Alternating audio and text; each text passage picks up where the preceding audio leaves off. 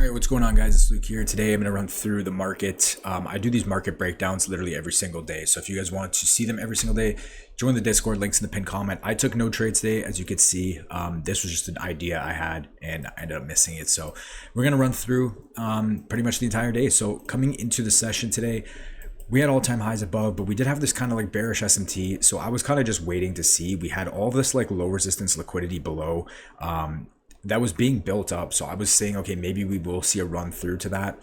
And you know what I mean? We'll just kind of have to go and see what market open wants to do. So market opens up and we just start pushing right to all-time highs right away. And from there, we start getting this leg down. Now, I'm not shorting this here because we're literally right at all-time highs. I want to wait for something like a confirmation in order to short down. But I know that we have this low resistance liquidity below. We have London and we have Asia low.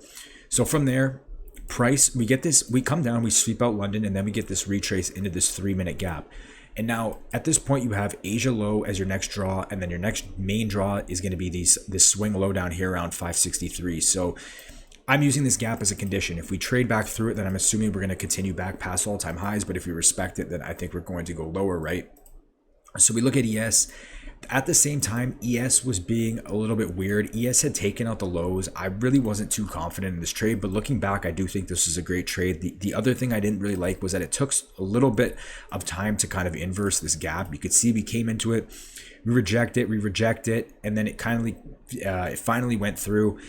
Personally, for me, I don't know. I just didn't see that. My break-even point was going to be Asia. So like for me to want to take this trade, I would have had to have my stop like right here. It didn't even give me a 1-to-1 to Asia.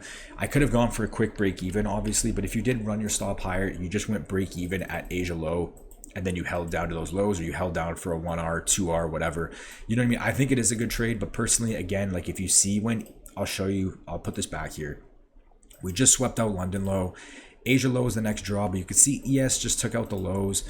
On top of that, ES had already swept London and Asia, and what I didn't like was that we had all this low resistance liquidity above. Like ES left all of this stacked liquidity. So for me, I was a little bit skeptical. I'm like, ES just swept out this swing low. I have a feeling for some reason we're going to want to reverse back up, and I'm just going to get manipulated on this. Plenty of times where you see price just edge Asia, come up, sweep London, whatever the draw is, edge the other draw, and then just continue back up. So I was a little bit skeptical, but I do think it was a solid trade nonetheless. If you did, you know, manage quick break even. Personally, I just didn't take it. So from there, what happens? Price comes down. We end up pushing down. We take out London. We take out Asia. We take out this low down here. And then at this point, we form, what was it? This 15-minute gap right here. So at this point, I was like, okay, maybe we can potentially see like a, you know, a mech model or something into this 15-minute gap above. But as you can see, price just kind of chops. We get this push up. And then at this point, I'm waiting for 10 a.m. and I'm waiting for this 15-minute gap to kind of do something.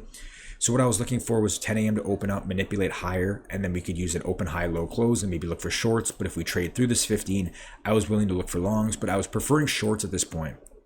And again, you can see from 10 a.m. all the way till 11, we just chop. I honestly just get off the charts at this point because like this is just kind of ridiculous. But I mean, if you stuck through this and you did, you know, try to short maybe this, I don't really know what you could have shorted here, to be honest. It really doesn't look like too much unless you maybe took this inverse. No.